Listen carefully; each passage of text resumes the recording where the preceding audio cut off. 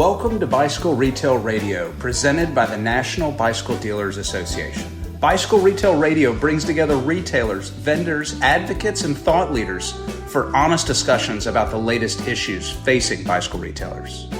The podcast dives deep into the challenges and triumphs of the bicycle industry, providing an in-depth look at the person behind the profession. Aiming to deliver content that's both relatable and thought-provoking, offering real-world tips and insights to help you find success in the bicycle industry. There's a human side of the business, and the podcast aims to share stories, experiences, and strategies that you can apply in your own shop. Whether you're looking for inspiration, practical advice, or a sense of community, you've come to the right place. The National Bicycle Dealer Association has a rich history of supporting retailers across the nation. Founded in 1946 with a mission to strengthen specialty bicycle retailers through education, through research, through communication, and through advocacy. The National Bicycle Dealer Association is proudly supported by our members and our membership. If you'd like to learn more about the benefits of joining, please visit nbda.com.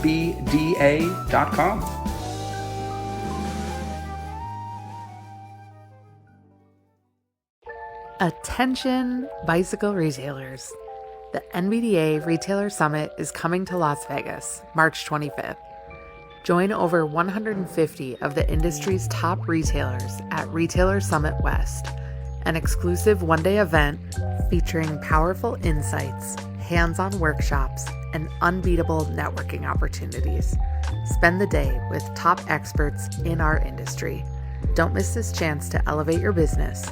Learn more and register at nbda.com.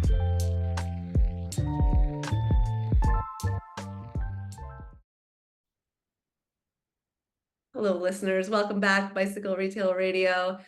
This episode, I have Chase Wagstaff, founder of SNO-GO. We dive into the story behind the snow bike company, discuss the origins of SNO-GO, its growth in the U.S. bicycle market, the unique ways the company collaborates with bicycle retailers. We talk about how SNO-GO can help you diversify your product offerings during the off-season and increase rental revenue. So if you're looking for a new sales opportunity or just simply curious about the snow bike industry, I hope this conversation offers valuable insights for you. All right, let's get going. All right, Chase, welcome to Bicycle Retail Radio. Thank you. Thanks for having me.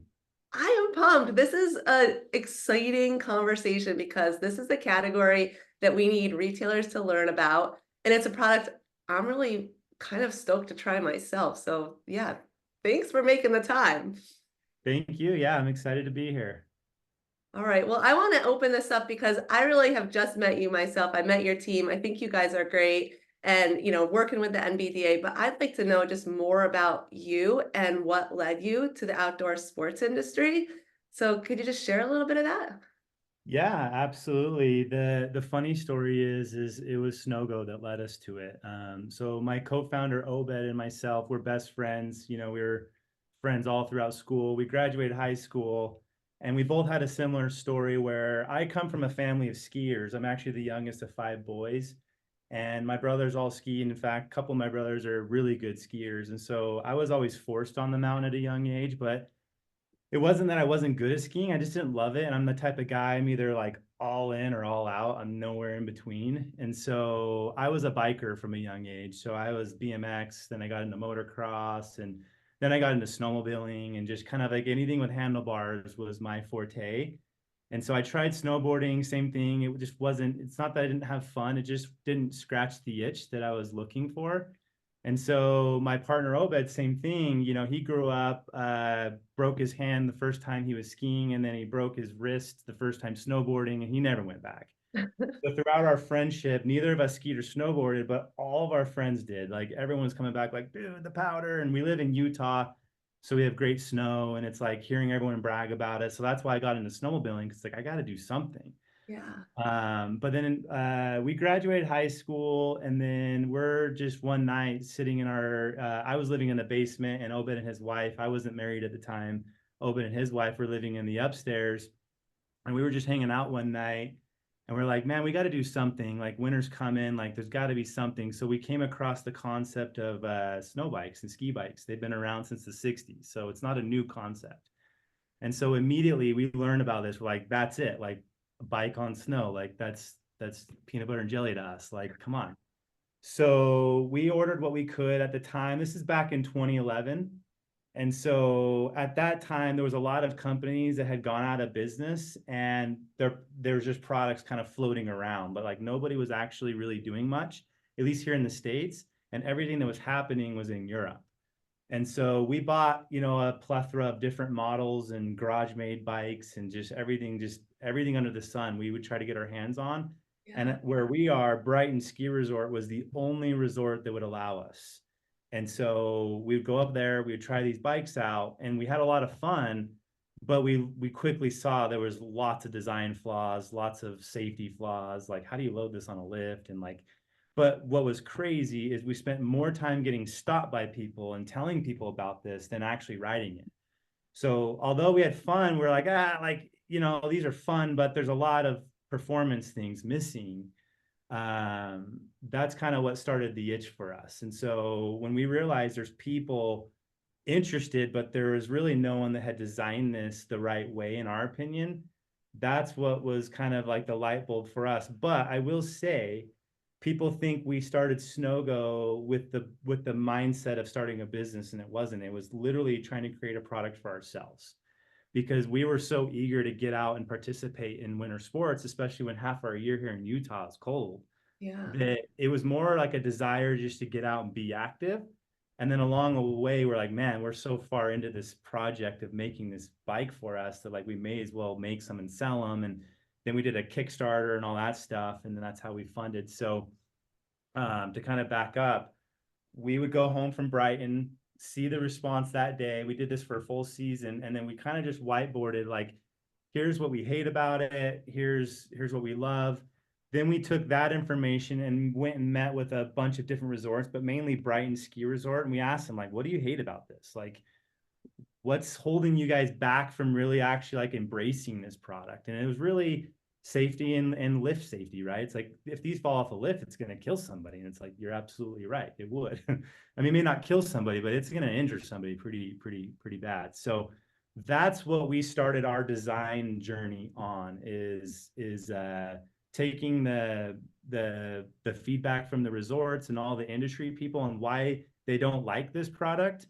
And then we started designing from the ground up our own bike, which, to my knowledge, we were the first company in existence where we designed it from the ground up with that in mind, where most companies took a bike and retrofitted skis on, or, had their own design process. But the process we went in, which was very strenuous, was 4.5 years and seven rounds of prototypes to get to where we are.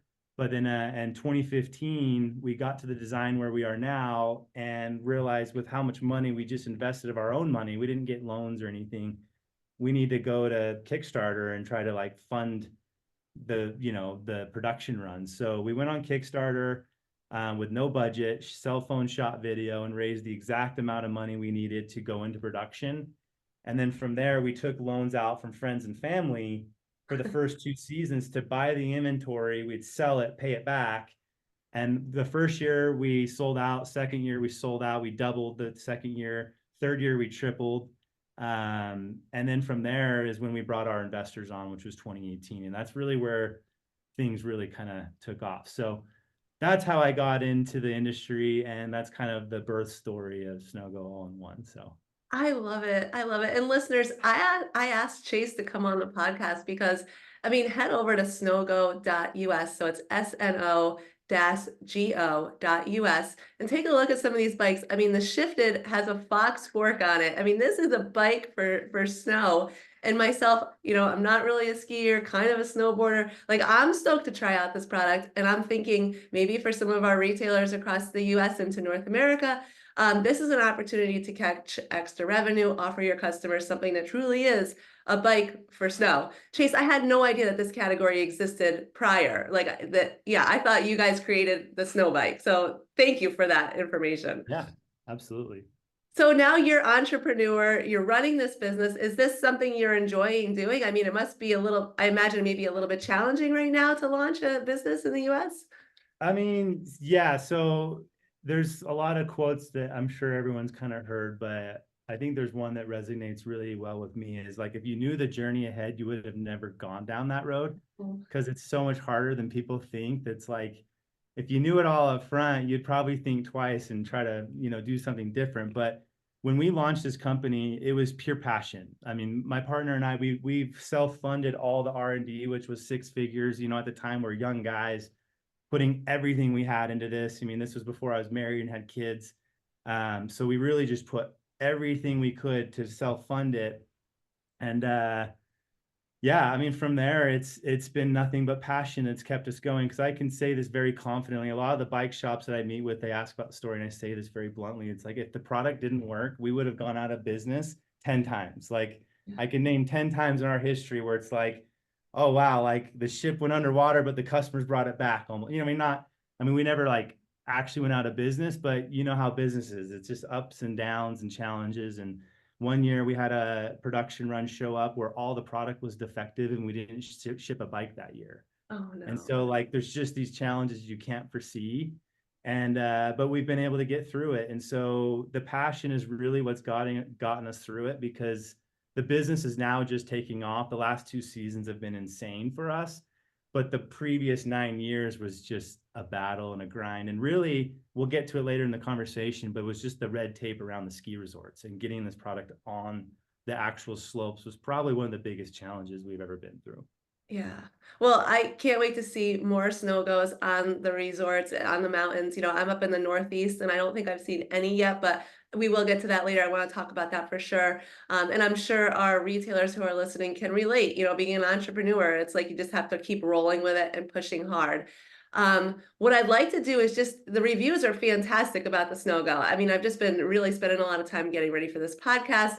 The reviews are there, the proof is there. Maybe for our listeners who have never heard of SNO-GO, would you describe what SNO-GO is, like what the product is? Yeah, absolutely. Well, I'll start off with talking about what intrigued us to make this into a business. And it was really based off one fact. So in our early days of wanting to make this product for ourselves, my business partner, Obed, we're both going to college at the time, and he somehow got his hands on one of the industry reports for the ski industry. And it basically stated that 85% of first timers that go to ski and snowboard for the very first time never return a second time. Ooh. And it's because of the learning curve. And so if people don't show up, especially in our day-to-day, I mean, we're so instant gratification, everything, that if you don't have success quickly, you typically don't come back or don't do it again. Because a lot of us don't commit to that journey of skiing and snowboarding. It takes a long time.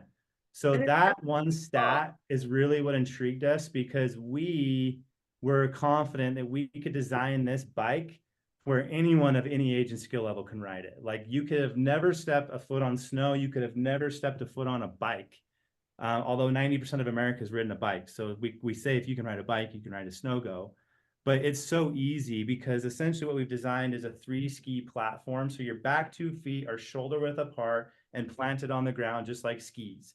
Where a lot of our competition, they're on pegs and your center of gravity is higher, which is what the insurance companies don't like. And it's if you fall, the falls are different. If you collide with somebody, there's an advantage. And so we wanted to create something that had the safety in mind of being stable and grounded. And then when you lean on the handlebars, you're as confident as ever, because you're grabbing something where, in skiing and snowboarding, it's all in your ankles, right? So what we've created in the SNO-GO is it's a front ski and 2 rear skis. When you're actually on the bike, you don't turn the handlebars like some people think. You actually lean the bike left and right. And when you lean the handlebars, all 3 skis articulate in parallel, and we call that SLAT technology. So we have a few patents on the bike. And SLAT stands for synchronized lateral articulating technology, meaning the articulation that you see in the rear skis and the front ski is essentially what the secret sauce is of the SNO-GO, because that is what forces perfect parallel turns. So it's like taking perfect skiing and giving everyone that ability to do it. So when you want to turn, you just lean to the right, and then the skis articulate and you turn. And so the learning curve of a SNO-GO is 30 minutes, 60 minutes most on a beginner run. Wow. And I've had kids. I've had, a couple of years ago up at Brighton, I took an 84-year-old woman that hadn't skied in 40 years. And Oh, she had a full day, top to bottom, pretty much every run on the mountain. So it really works. And if it didn't, we wouldn't exist today. I can say that confidently.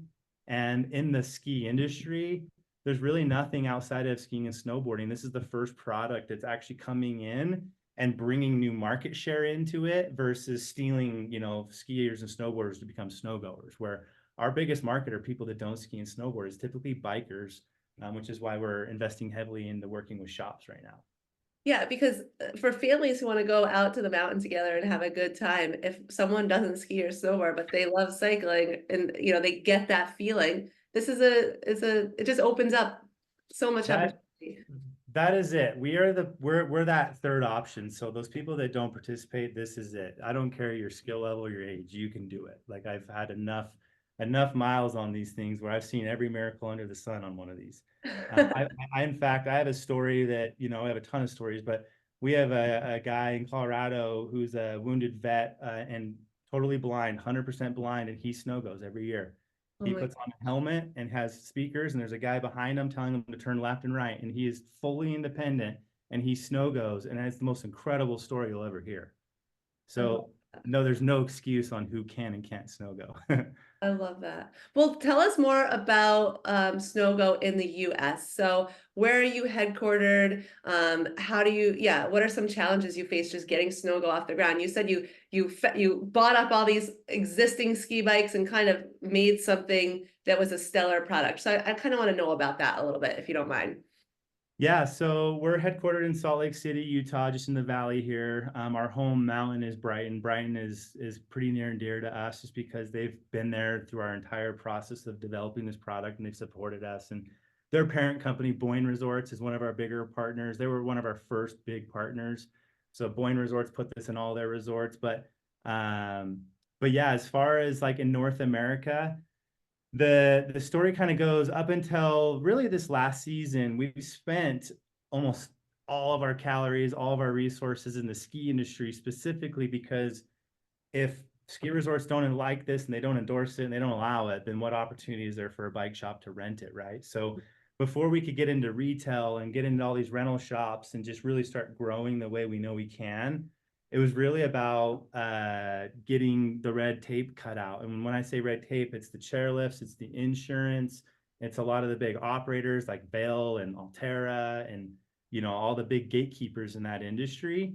And so it took a solid 8-9 seasons to go to all the trade shows and shake the right hands and do all the right demos. But now the ski resort industry is 100% behind the product. Sure, there's resorts that don't allow it, but there's smaller ones that are changing their policies. All the big guys like Vail, Altera, Powder Court, Boyne Resorts, Mountain Capital Partners, like the big operators that basically control the whole industry, all allow it.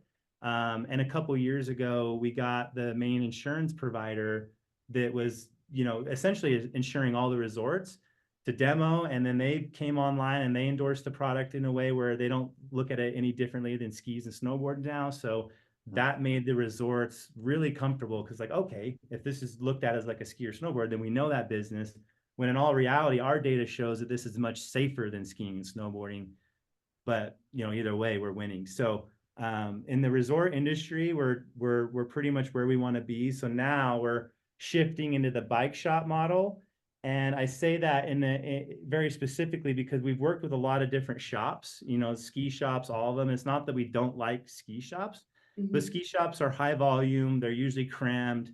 They have their eye on the ball of getting people in and out their doors. So bringing on new third option products isn't their number one priority. Where a bike shop that's open in the winter and slower, it's the perfect like off-season, switch over because your customers are going to love this product, and we have millions of customers looking to go and engage with the product. So it's like between the two, it gives them something to really bite into in the wintertime and stay busy. And it gives us a place to send our customers to get premium service and care for, their products when they buy them, when they have to get things fixed or new accessories put on or whatever. So Hopefully I answered your question there. Yeah, no, you did. I'm just thinking about a conversation we had off air earlier. Just like I was like, what about the concern of the binding adjustment? But we don't have that because like you've taken away some of those hiccups, so it makes it easy for bicycle retailers to work with you in that regard. Exactly. Yeah. Yeah. I mean, to work with SNO-GO is extremely simple.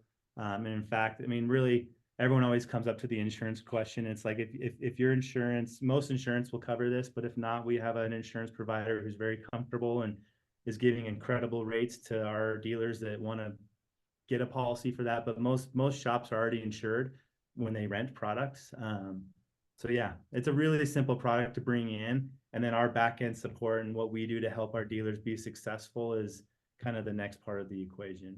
And I'm really glad to hear that, you've cut through some of that red tape to get more and more resorts open to having the SNO-GO product on the slopes. And you shared with me a map, and it's really quite impressive, the number of resorts that you have opened up this relationship with. And I'm sure that our listeners, if they want to know more about that, there's information on your website, or they can contact you and get that.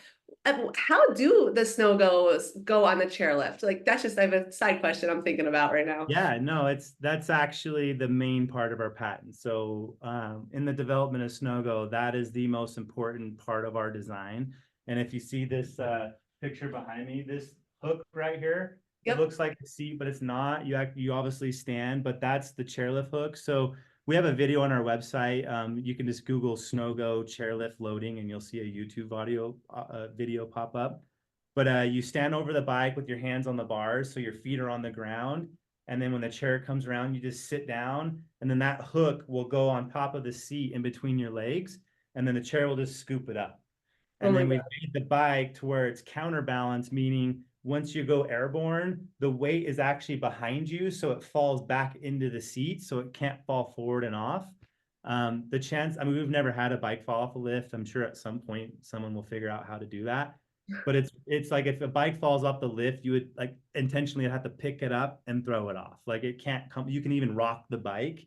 And so then you can ride the bike off the lift, like so you pop it off when the thing goes up. So You you just just ride pull it off. the lift bar or the safety bar up, and then as soon as you get to the unloading dock, you just push it forward, look down, and put your feet on the stomp pads, is what we call them, and you just slide down. And then for people that are like intimidated, if it's their first time, you can literally just run it down the ramp if you were scared. But it's easier to put your foot in and just stand up and slide down. Oh my So God. it's like as easy as getting off as skis, right? You just stand up and slide down. It's essentially the same exact thing. But the first time it's nerve-wracking for people just because it's a new thing. Yeah. But once you've done it once, it's like, oh my gosh, that was easy. Yeah. Wow. So I'm definitely still want to try one. Now I'm even more stoked to get off the chairlift with one. But I'm thinking, okay, so it's like 2018, you started to you got your recognition, and you guys stopped yourselves going to the resort every day and maybe worked with some ambassadors to help you grow the product. And you were having a great boom with resorts like 2019, 2020, SNO-GO was picking up, and then the pandemic happened. Yeah. So how, like, tell us a little bit about that.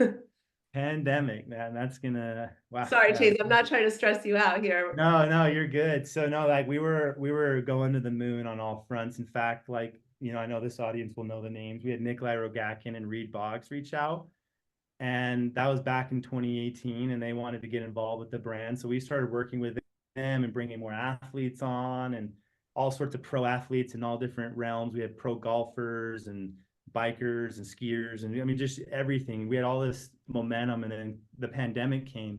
And in the beginning of the pandemic, I mean, as crappy of a time that was for everybody, we're like, man, like sales are picking up. This is crazy. Like, like this is wild. And then all of a sudden, like sales were picking up because everyone wanted to be outside. Yeah. And then no supply came, right? Because like the pandemic was here. So we had 4 containers stuck at the LA port for like 3 months or something crazy. It showed up at the very end of the season. And the worst part about that is we were having to pay rent for our containers on the boat during that 4-month period because it was just like one of those times, right? So the pandemic came, sales went up, supply went down, and then it was just it was a hairy year for us for sure, just because we had a lot of upset customers, and but luckily our customers are amazing, and they've always stuck by our side. We've had some hard times, and our customers have always been there, and they believe in it. And our early adopters are, I'd argue, the best early adopters of any product ever developed. Like, they are just diehard SNO-GO people, and they love it, and they'll go to battle for us in any regard. It's crazy. It's I awesome. think this is such a great time because I know 2023 was your best year. You doubled that in 24. So more snow goes on the mountain, more people seeing it, want to know where to get them. And I know, I know you're working with multiple retailers. And so what is your data showing you? Where is your consumer interest coming from? Do you have certain states that are more like highlights, if you would, little pockets of interest, or? Yes, we definitely do. But I'd also say we've spent the last decade educating the market, because we're essentially creating our own market, our own industry, right? Like, we're not coming in and competing with skiing and snowboarding. We're truly developing a whole new industry in this category. And so there was a lot of investment in education in that forefront. But in today's day, how we gain customers is, well, I guess where I was going with that comment is, it's still a blue ocean. We're still so young. And like you said, a lot of people haven't even heard of us, even though we're growing like crazy. There's still a lot of people who've never even heard the name SNO-GO and never even seen the product on social or anything. So a lot of the customers are just organically seeing it on mountain. They're seeing social, and they're just reaching out. And that's actually where all of our dealers are coming from. It's just, they just see it and like, that's cool. I want that in my shop. So as far as most customers now, it's really just a mix of everything. Like, our international business is just absolutely, we can't even keep up with it. The amount of business that's coming our way from like Europe and different markets is just ludicrous. We're not able to really like tackle it at this moment, so it's hard. But yeah, I hope that answers your question. Yeah, no, it's great news. It's great to hear that you're really just expanding. And I know you have a dedicated team in the US looking, there to support retailers and help grow your retailer base. So I want to talk about that a little bit more, just how you're managing sales and distribution in the US, because maybe some retailers are listening and are like, oh my God, they're not going to be able to call me. But I know your team is great because I've spoken to them. So can you just talk a little bit about what a retailer will expect and just working with you or setting up an account, who they're working with, and yeah. Yeah. I think that this is the beauty of us being a decade into this business and kind of launching this program, because we have all that data, right? So like, in the early days, when we spent all of our time putting our bikes in ski resorts and helping them run programs at the ski resort. And every year it was changing. We were learning what worked, what didn't work. And like, basically they were kind of our test dummies in a way. And so in those 10 years, we had a handful of bike shops reach out, and we would actually work with them in those days because they just naturally wanted bikes. And so over that last decade, we've really been able to dial in the model that works the best.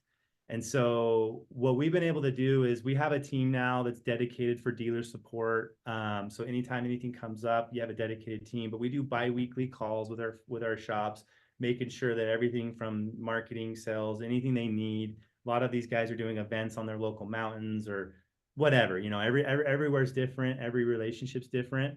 But we essentially, when you sign on, we do an onboarding with our team where we meet with your team and our team, our marketing, our customer support, our warehouse fulfillment, like everyone involved. And so the shop will feel like they have a personal relationship with our team, because they will. We're still a small company, we're growing, but at the end of the day, we pride ourselves on the service. Like, we are very, very selective on like the retail we go into. I think the only retail we're currently in is backcountry.com, and we just signed with Shields, which is a big retailer for those of you that don't know Shields. But we're really focused on the local, I don't want to say mom and pop, but just that local touch and feel of a shop that, they know their customers, they serve them well. And that's what we want. We don't want to just be put on a shelf and just like, it has to explain itself, because SNO-GO is such a unique product. So yeah, we have a full-fledged program. What that consists of is mainly rentals. So not all shops are set up to rent, which is fine. We have lots of shops that either just do demos or they just do retail, which is totally fine. But the biggest ROI is going to come from renting the product out, because one interesting fact is, we had 1 million people go to our website, to the locations page, to see, where can I rent this bike and where can I ride it, right? And so the amount of interest that we're garnering online, which I can speak to as well, we have a lot of stats on, is nuts. And there's a lot of people looking to engage with the product and go touch it, feel it, and talk to somebody about it, who ideally is not us, because obviously I'm going to tell you our product's awesome because we created it, right? But Yeah. hearing a bike shop who's an expert in your field say, I've actually tried this product. It shreds, it rips, and my mom can do it, and my daughter, and my brother, or whatever. Like, we all have our story. That's what we're trying to extend into the local feel of our brand extension. Going into like Costco's and like these big box retailers isn't really where we're focused. We want to work with and another thing too, is an entrepreneur myself. I mean, I love working with business owners. I know the risks they've taken. I know what's on the line because it's on the line for me as well. And just providing that good service for them, because that's what we would expect if we were in their shoes. And so we're very involved, to say the least. And I will brag about our marketing guy a little bit here, because he's done such a good job. I mean, everything you see marketing and branding wise has come from him and his team, but he knows the recipe to success on how to drive traffic online and really understand who you are as a shop, where you're going to win, and helping our community know that. And like pretty much everywhere in the country, we have a small community of riders. And so when shops come online, we link them all up, we get the ambassadors going, and it's just this cool community camaraderie that we're creating in your local market. And that's our ideal situation, which is why we're going 2 feet into the bike shops. Yeah, I love that. And on your website, I mean, you have a nice retail shop locator, and it says buy local, support your local SNO-GO dealer.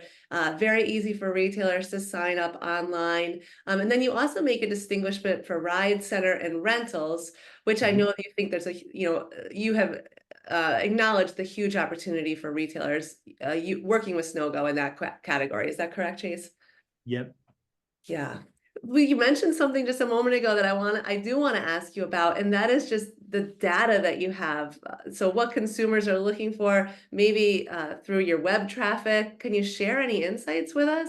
Yes. Well, and I'll kind of share some data on the shop too. So when they rent it out, it sounds made up. And I hesitate to say this to a lot of people because it sounds made up, but a lot of our shops, depending on the area, I mean, every area is different, but a lot of shops will see a 10 to 20% conversion rate after a rental.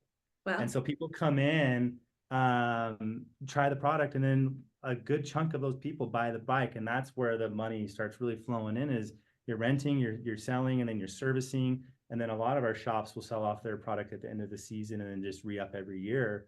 But going back into the data, for the last 2 winters now, SNO-GO has been the most viral winter brand on social media. Really? And yeah, and it's pretty wild, because when you look at like big brands in winter, so I'm talking winter products, Burton Snowbirds, you name it, name the brand, and you compare their social media views to ours and the engagement, it's not even close. Like you can literally combine a lot of them together and they don't equal. So like we had one video get like 80 million views. We had a plethora of video get 10 plus million views, but collectively we had hundreds of millions of views and billions of impressions. And really it comes down to the content we create is so unique and different that it's sticky and people share it and it's likable, and it's just a different social media engagement. So we've been very lucky. I actually believe that's where a lot of our successes come from, because awareness is everything, right? If people don't know you exist, then how are they going to buy your product? And our product's one that when we have a customer post a video of them riding it, it just spreads. And we have thousands of customers doing that. And yeah, so the social media side of things has been wild. My marketing guy told me in this off season, he's like, man, we had 1 million people that have landed on our locations page to strictly see where I can rent and ride one of these. And so the interest online is just growing immensely, especially the last 2 years. And each one of our videos is just, it gets amazing engagement. And so yeah.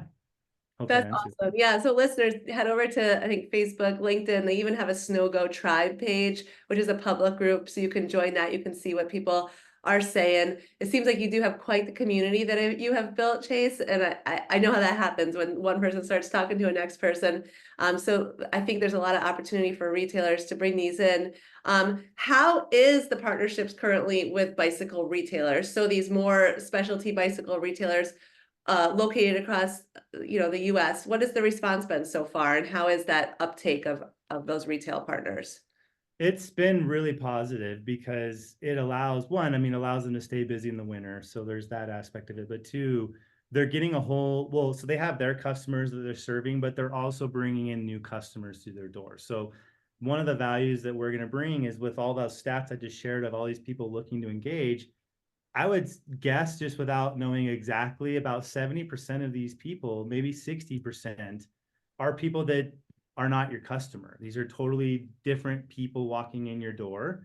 And so that allows you to bring them in this as a summer customer, and a new customer through your door is always good, right? So the response on that forefront's been good. Part of our onboarding process is we have like these keys to success. Like you check these boxes and your program's going to work. And one of the major ones is your staff and their buy-in. Because like if you have, like, let's say a core skier, like a pro skier working in your shop, and he's like, I don't like this product. Like, I'm a skier, that's who I am. That's my identity. Mm-hmm. Might not be your best guy to like lead the SNO-GO initiative, right? Because normally you want to have a point guy that has written it, understands it, can talk to it, you know what I mean? Actually can give a customer valid information on the experience. So getting the staff out and writing them, which is a huge perk to the job, I would imagine, Mm-hmm. and shredding these things and having a good time, which takes a half a day to get to that point. Then you're going to have these employees stoked to sell it and talk about it.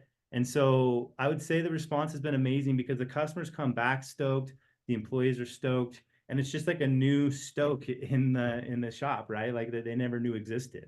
Yeah. So I've loved them. I love the camaraderie that's been created with a lot of our partners in these shops. Yeah, and you mentioned other places that you work with, that you distribute through, such as backcountry.com and Shields. What would be important to our specialty bicycle retailers is that MAP policy is protected, and I believe that is a policy that you guys do enforce, correct? Yeah, in our early days, we had the nightmares of this guy was undercutting that, and we're very strict on our policy. And in fact, we don't do a whole lot of sales. So we do give all of our dealers, like, here's our schedule. Like, we do a Black Friday and I think like a Cyber Monday, and we do very limited sales, but then the rest of the year it's retail. And then at the tail end, we'll do some discounting at the very tail end just to like help dealers sell off what they have. But we're very straightforward. MAP policy is pretty straightforward. We don't let anyone undercut anybody. And again, we're very selective on anything we have going online, like from a retailer standpoint. We like to control it ourselves. And like you saw on our website, like we like to direct traffic from our website to your website. Like that's our goal, is because everyone's coming to us and saying, I live in Michigan. Okay. And then they go to our website and find that shop, and then they call them, and that's typically the journey. So Yeah. Yeah. You mentioned some of those videos on your social feeds that get all that traction. Is any of that available to retailers? So if I, as a retailer, signed up with you, I know you have an awesome B2B that's easy for me to place orders, and you have some best practices documents, but are there any marketing assets that you provide your retailer? Oh, yeah. So yeah, actually just last week we sent out our media package. So we actually just went through like a soft rebrand. Not like a rebrand, but like a soft update, I would say. And so we have a whole new media package. We essentially provide all of our partners all of the assets. So like we even do email templates, social templates, all the imagery videos, training videos for customers, and even like instructors. So like if your staff wants to know how to train somebody, so we have it all for them in that format. Excellent. And then going back to the product a little bit, just for someone, we might have some people listening and they've never seen a SNO-GO. So we have bicycle specific handlebars, a stem, headset unit, and fork. Looks like it has a through axle on it. Is there anything that they would need as a retailer specific to skis to be able to sell SNO-GOs in their shop? No.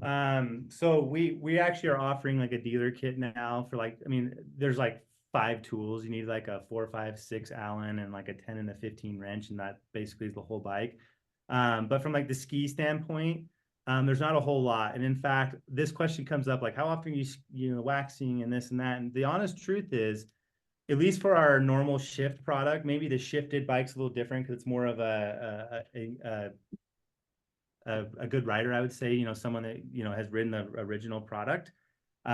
So with the shift product, the customer that's riding that, you don't want the bike riding super fast. You just want to make sure that there's no burrs on the edges and no damage done to the ski. So our shops, you know, are waxing, you know, every month or two, unless they're getting really dried out, obviously, then you want to wax. But from a maintenance standpoint, there's really nothing other than just like a deburring edge, just like a file, and then just the ability to wax skis here and there. Like our shifted bikes, most of our dealers are waxing those nonstop because they're very experienced and they know how to ride the bike. So they're going to want their skis to be waxed, right? But someone that's like, I've never skied before, you don't necessarily need to wax those skis every day. So, Yeah. to maintain the bike, there's very little. Excellent. And what about replacement parts? What if something happens? If there's a warranty, how easy is it to work with you and your team to take care of that? Super easy. I mean, we have dedicated people for that, but we have our dealers do the warranty. So if a customer comes in and they have a warranty, which is not very often, but if it happens, they come in, want to do the warranty. We just have you guys or the dealer do the warranty, and then they contact us, and then we basically square up with them on that. So whether it's their next PO or whatever works best for them. But most of our dealers now are buying like a dealer parts kit where it's like, hey, with my order, I just want like a proper amount of assortment of parts. And then, you know, if they run out of like an extra stem, then they just order an extra stem from the website.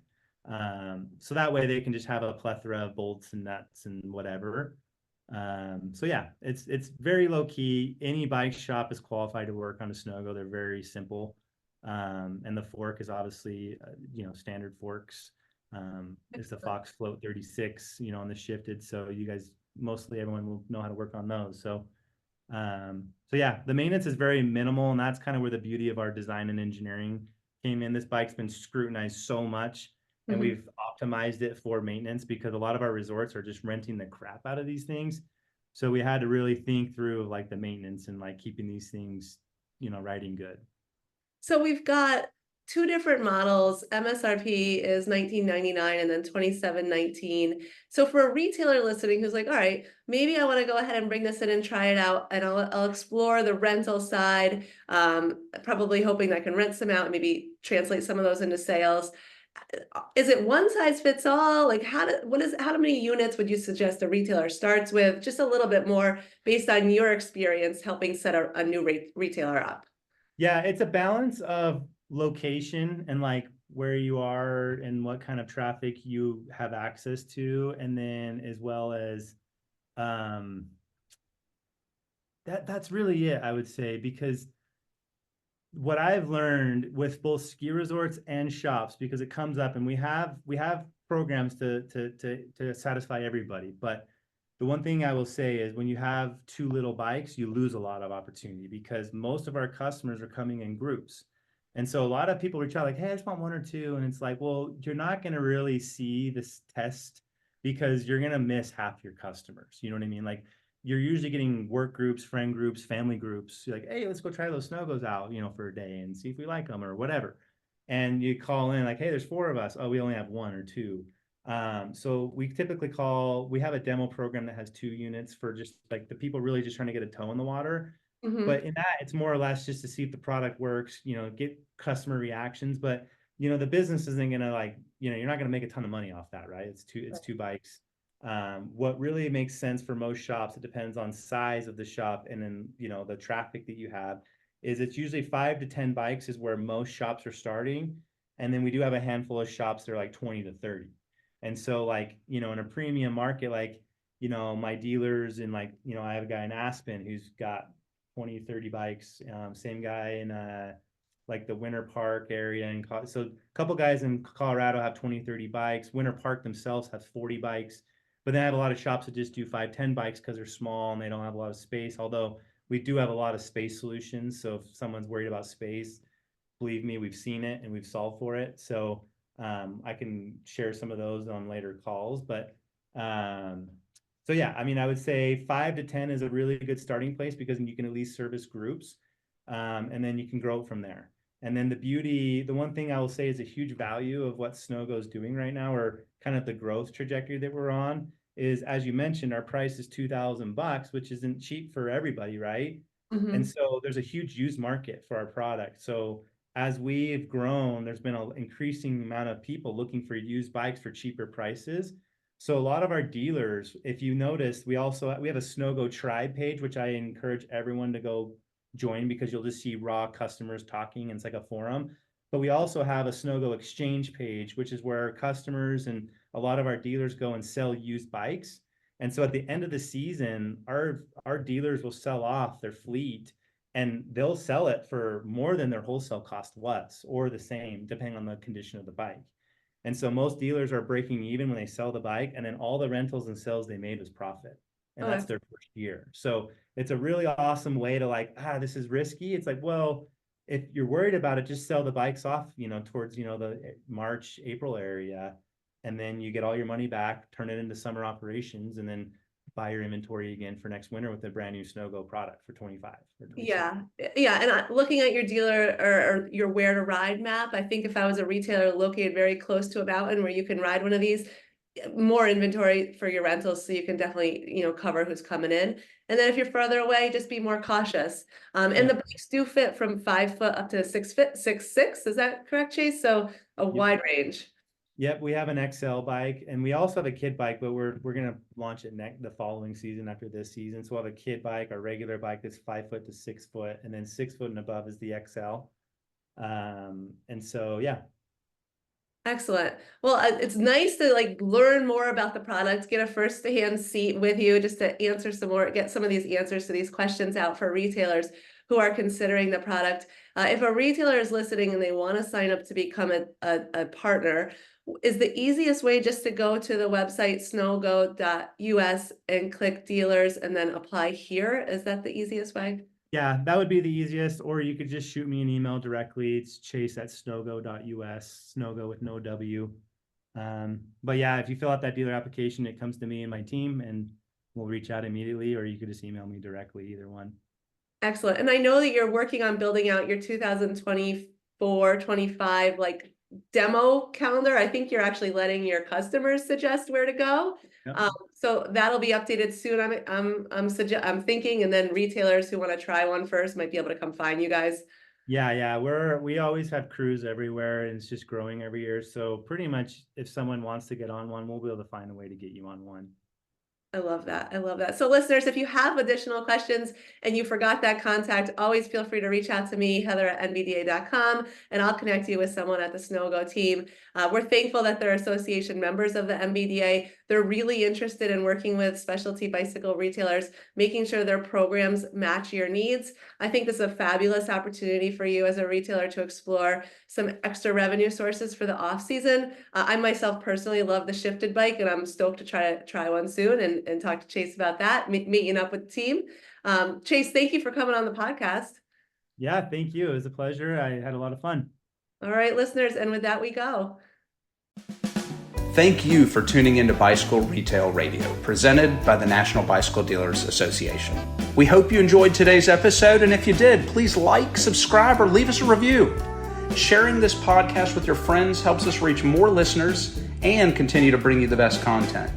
Remember, we host 2 shows per week with ever-changing guests and fresh content to keep you both informed and inspired. The National Bicycle Dealer Association is committed to providing valuable events, webinars, and opportunities for industry education and connection.